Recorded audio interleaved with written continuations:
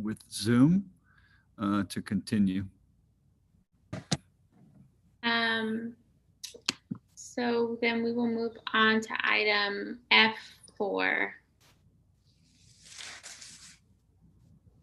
Yes, thank you, Madam President. The next item is also going to be covered by Dr. Victor Diaz. Yes, once again, this is tied to the item you just approved, but item F4 is to request approval to issue payouts of our performance-based compensation, retention stipends, and opportunity culture retention stipends. Happy to give you a little bit of information about this. It's a sort of shame that the live stream cut out because this is some very welcome news for our educators, both in terms of this is sort of PBC season, but also the district's ability to tap into its savings in order to support those teachers who were adversely impacted by that decision by the US DOE. So in this item, we're requesting approval of a grand total of just under $2 million.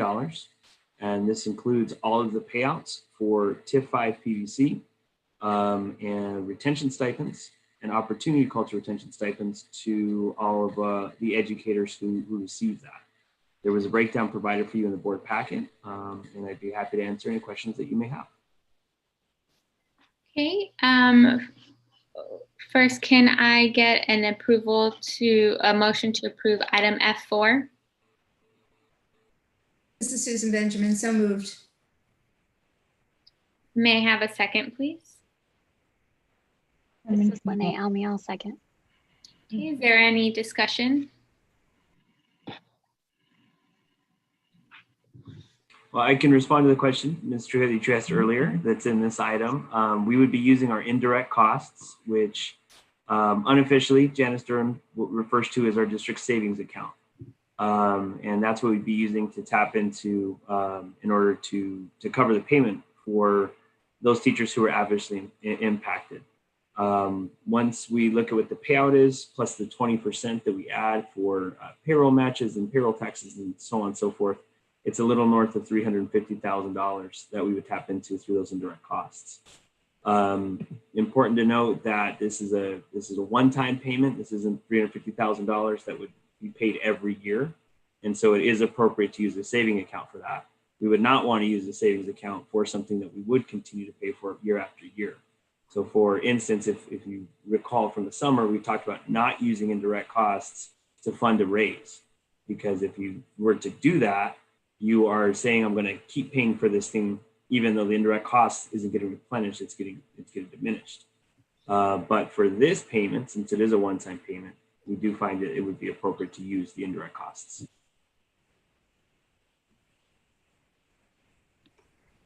Thank you for the details.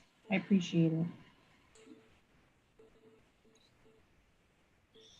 Thank you, Dr. Diaz. Is there any additional discussion?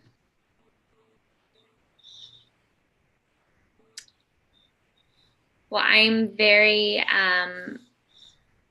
thrilled to see that we're doing this. So thank you guys for all the hard work that you put into making this happen.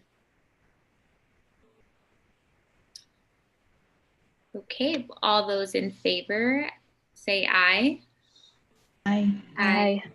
Those opposed say nay. With that, the motion passes and we move on to item F5.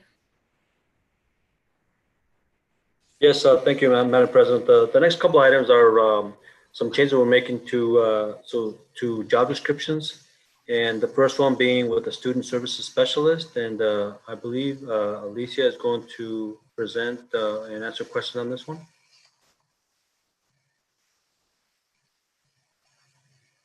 I am. Good evening, Madam President,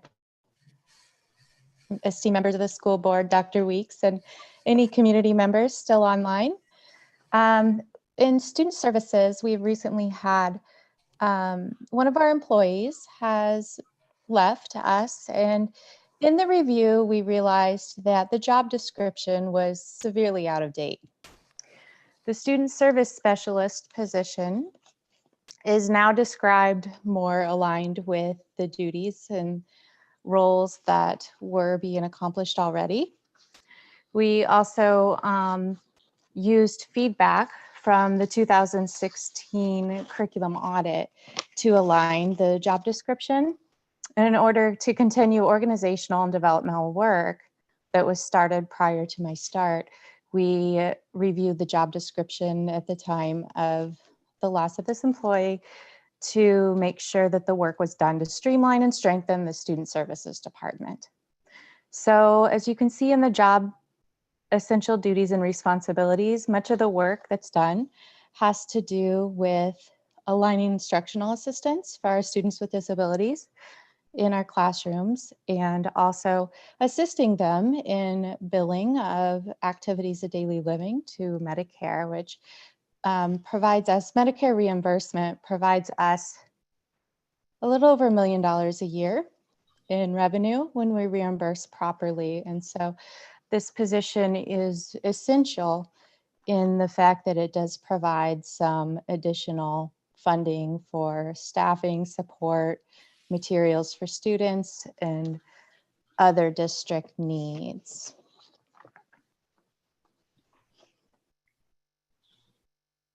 Were there any questions regarding the job description?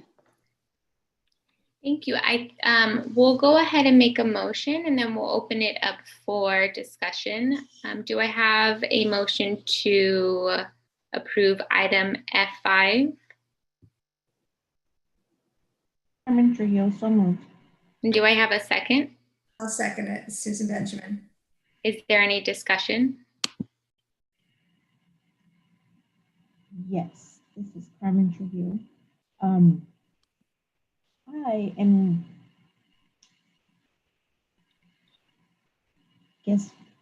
well, so we have the minimum education and/or experience, and then we have the bottom part that says knowledge of, and then skilled in, and the ability to. So I'm only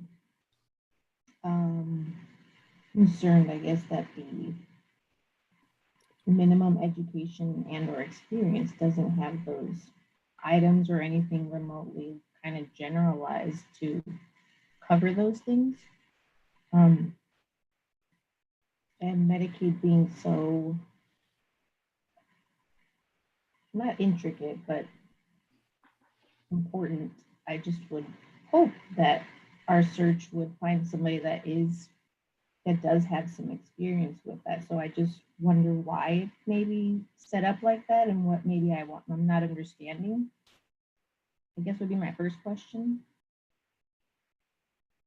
Mr. Hill, I could answer that question, Mr. Hill, members of the board. We've talked before about job descriptions, and in our conversations, we've talked about minimum and preferred qualifications being very general. It's best for us to keep them general, and we also want to keep them consistent.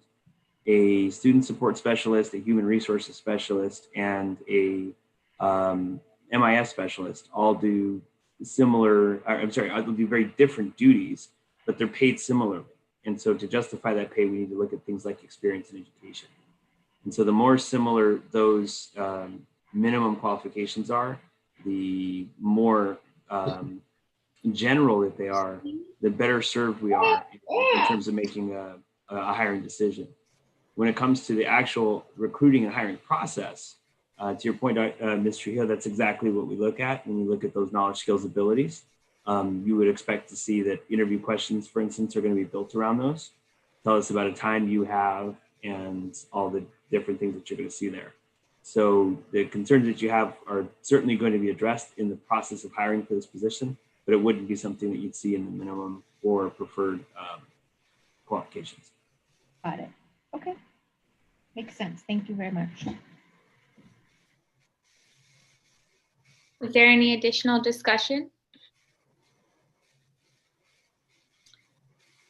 All those in favor say aye.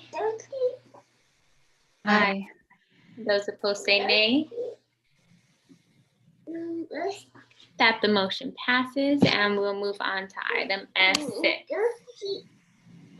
Yes, the next item is a similar by way of being a job description change, and the MIS director, Troy Harris, is going to discuss that. Hello, Madam President, members of the board, cabinet. the 5 community members that just got back on the live stream, because the live stream did come back up. Vic, right when you were saying, I wish the live stream wasn't down, that's right about when it came back up. So I don't know. I don't know if we got too many people that came back to it, but I will promise to be quick, and thank you for allowing me to keep this on the agenda. I'm very, very grateful for that. I have to start off though by mentioning the previous employee that was in this position. That was Lorraine Russell, our longtime network technician who, as many of you know, passed away over the summer. She was just about to hit her 30 years at the district. Love this district with a fiery passion, a champion for support staff. You know, Dr. Weeks, she was a big fan of yours because of how you stand up for the support staff. So really gonna miss her. As Dr. Weeks said, she was an institution around here. Already missing her. But like Alicia, when we looked at this job description, obviously it hadn't been updated in quite a while because we've had the same person in it for almost 30 years. So it was time for some changes. So we are changing that network technician position to a technology infrastructure specialist.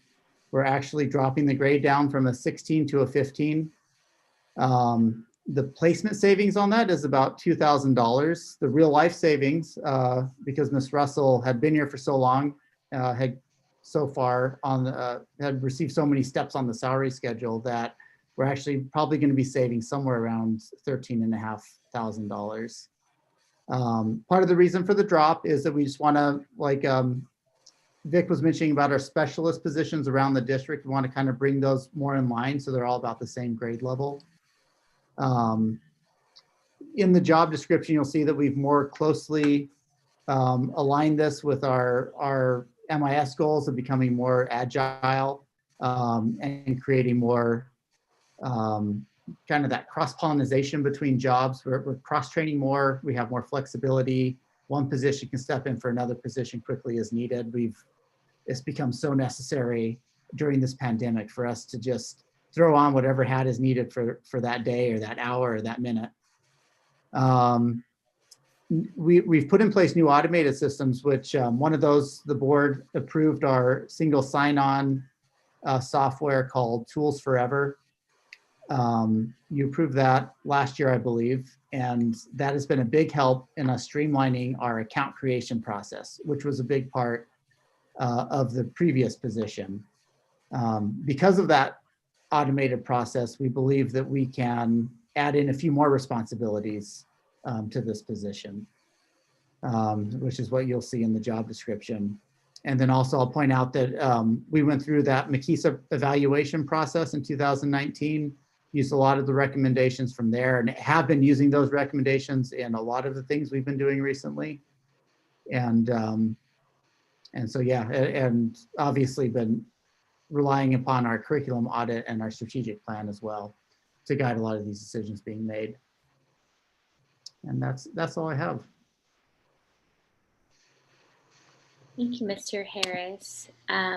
We'll go ahead and make a motion and then open it up for discussion. Do I have a motion to approve item F6? This is Susan Benjamin, so moved.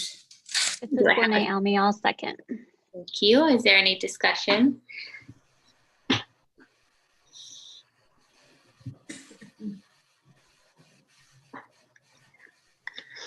Madam Chair, I would just like to give a big shout out to the entire MIS department. They've been grinding it out since day one, fighting to get hotspots, laptops, all the technology, developing, supporting, to say that they're a major part of our distance learning success would be a huge understatement. Thank you, MIS team. Appreciate that. Thank you. Thank you so much for all of your support. With that, we'll go ahead and vote. All those in favor say aye. Aye. Aye. Aye. Those opposed say nay. The motion passes. Thank you again, Mr. Harris. Okay, so we will go ahead and move on to item G1. Dr. Diaz and governing board members, Dr. Weeks, cabinet, and those in the audience, thank you for the opportunity to still be with you to work with item G1 this evening. This is a request for a second reading of policy ACAA. It was important to bring this forward this evening, even though we're in a late hour. The U.S. Department of Education has had an enactment that's already in place. And to ensure our compliance with their guidance, this policy is important that the governing board approve. It specifically addresses sexual harassment in the workplace, and the guidance that you'll see in the regulation when we bring that to you in an update. It will outline a detailed process when a complaint is brought forward.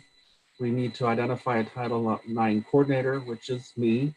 And then we also need to still identify the investigator, the decision maker, and the appeals person, should an appeals be necessary. Once this is approved, it will be added to the district non-discrimination website section on our website so that this can be made public. And as part of this policy, we'll need to do a definite communication plan as well as training to ensure staff are aware of their opportunity to file a pending complaint should they be experiencing any sexual harassment. We have guidance from both ASBA as well as attorneys from the Udall-Shumway firm. They work closely with Jennifer, but an attorney in that firm has sort of taken on the Title IX sexual harassment training program, and the recommendation is that the governing board approve this policy as a second reading. Thank you, Mr. Lind. Do I have a motion to approve item G1? This is Lene Almy, so moved. Do I have a second? I'll second it. Susan Benjamin. Is there any discussion?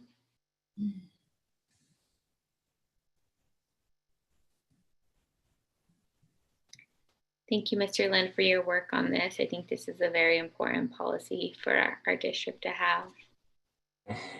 Thank you. Okay, hearing no discussion, all those in favor say aye. Aye. Aye. Those opposed say nay. Okay, the motion passes and we will move on to item H1. Are there any board reports or requests? This is Susan Benjamin. I just made that one request that Dr. Weeks worked to, and I gave a statement to him to support the K1 students and provide them with some respite from on the computer for as long as they are right now, so we can have some student success with them. So I'm requesting that he use my statement, even though I stole it from another superintendent, or make up his own to provide that respite, that help for those kids so they can have success. I have a request. I just want to make sure that our community has some dates that they can look towards, so they're a little more clear. So Dr. Weeks, can you propose a date by which you could get back to the board and inform us whether or not your leadership believes achieving all of these different things can be done before November 9th? Or if it cannot be done by that time and we have to look at a later date. Yeah, I'm happy to provide that. We've got some folks who will not be in the office tomorrow that need to be part of that conversation. So let me get back to you early next week. I'll send an email out to the whole board. Okay, so we'll say by the end of next week, we will have an answer on whether or not we will be moving forward with November 9th or pushing that back. Yeah, I think we can make that date. Okay. And I would request that once we do get that clarity, it's something that we're communicating out to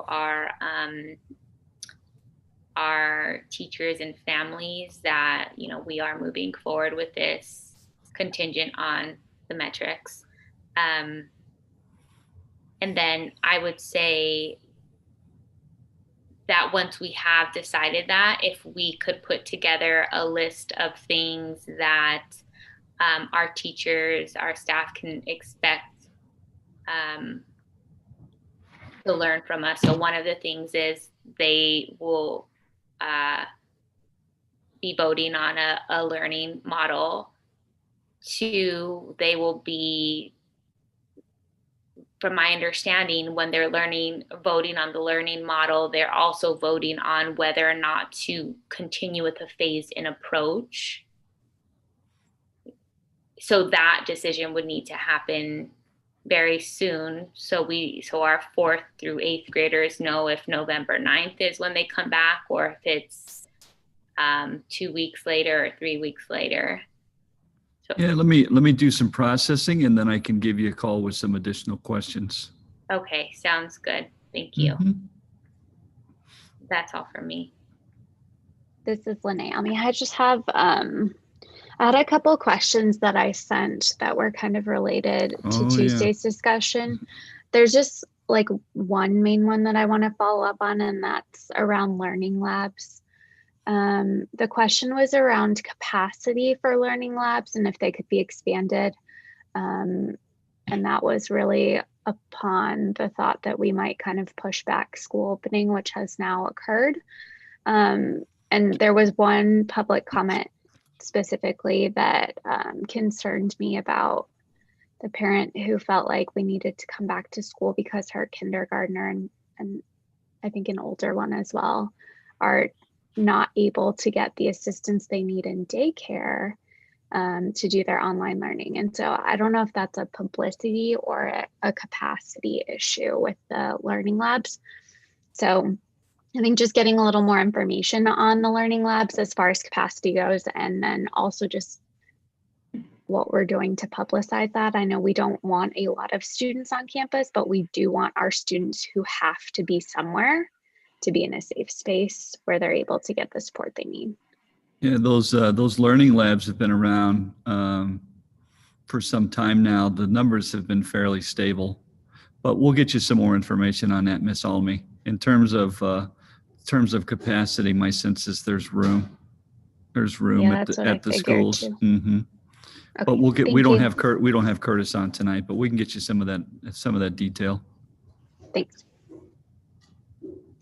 Thank you. This is Carmen Trio. Thank you, Ms. Almond, for reminding me. I did actually reach out to Ms. Denise to ask, what do our learning labs look like? And I think if we could present what's going on right now and what the district has done to keep our kids safe that are there now, give a good picture about what each site looks like. And also I requested what our grab and go meal situation looks like. So we know how many people are getting meals. We know where everybody is at right now.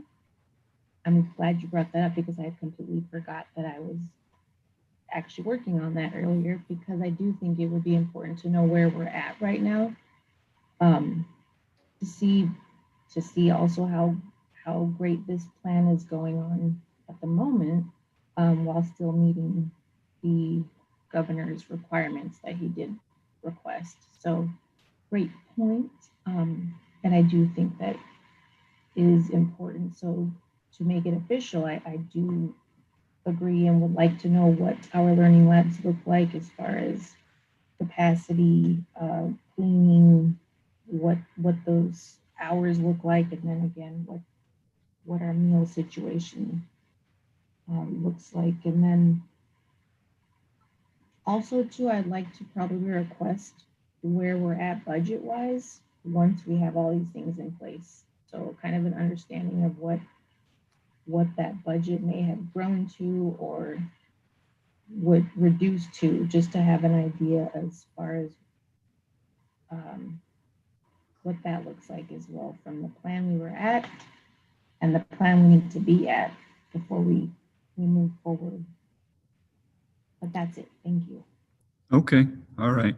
Mr. Trujillo, I know that Mr. Johnson and Dr. Vic Diaz were working on a board update regarding the learning lab and what, and a lot of the things that you've touched on, what it looks like, how, what are the safety protocols? Are they working? Maybe what are the COVID rates, if any? Have there been any COVID scare? Stuff like that. So I would look to see a board update on that come out shortly. If it's all right with you, I would like for Dr. Vic Diaz to reach out to you to be able to ask any questions he might have with regards to that board report on the learning labs. Would that be okay? Absolutely, and I'll forward the email that I sent Dr. McLaughlin over to Dr. Diaz as well. Okay, perfect. Thank you so much. And in terms of the budget, we'll get Mr. Quintana over to you to develop a report that can be shared with the whole board as well. Just want to make sure we're getting all the questions right and getting them answered in the right way. Okay, thank you. Are there any additional board reports or requests? All right, so we will move on to the final agenda item, H2. Are there any future agenda items?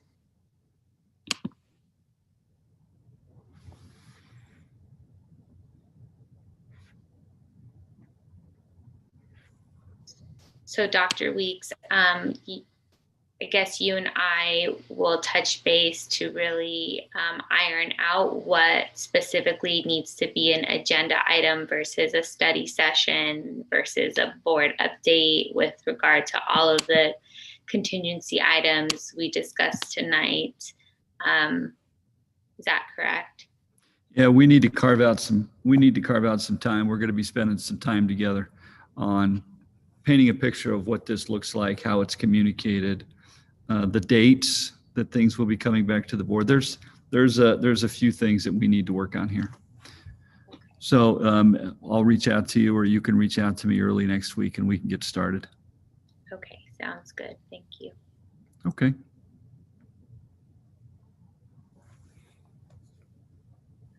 All right, well, hearing no other items, we will adjourn the meeting at 11:38 p.m. Thank you. Thank you all for your time. Good night. Good night.